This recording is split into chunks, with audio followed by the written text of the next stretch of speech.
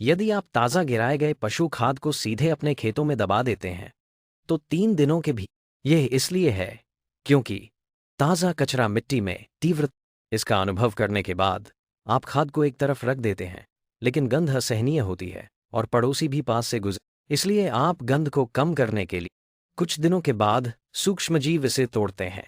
इसे एक सुरक्षित प्राकृतिक, हालांकि आपकी फसलें लंबी हो जाती हैं।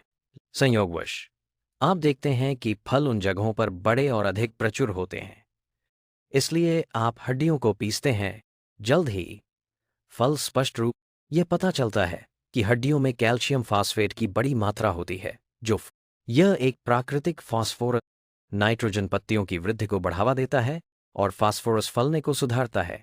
लेकिन शुरुआत में आप बस भूसे को राख में जलाते हैं, अचानक फल मीठे हो जाते हैं और फसलें मजबूत। यह इसलिए है क्योंकि पौधों की राख पोटेशियम कार्बोनेट में समृद्ध होती है। यह एक प्राकृतिक पोटेशियम। अब आपके पास सभी 3 पोषक तत्व हैं, नाइट्रोजन, आप खाद, पीसी हुई हड्डियां और राख को मिलाते हैं। कुछ दिनों के भीतर मिश्रण तेजी से किण्वित होता है और अधिक गर्म होता है, इसलिए इसके बजाय आप पहले मोटे सामग्री को बिछाते हैं ताकि वायु प्रवाह हो सके।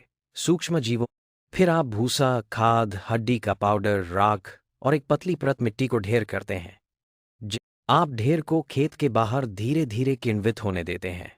हर कुछ हफ्तों के बाद गंदा मिश्रण गहरे नरम ह्यूमस में यह ढीला, गंधहीन है और एक हल्की। जब इसे मिट्टी में लगाया जाता है तो यह पौधों को नहीं जलाता है और बधाई हो, आपने पारंपरिक खाद बनाने की विधि को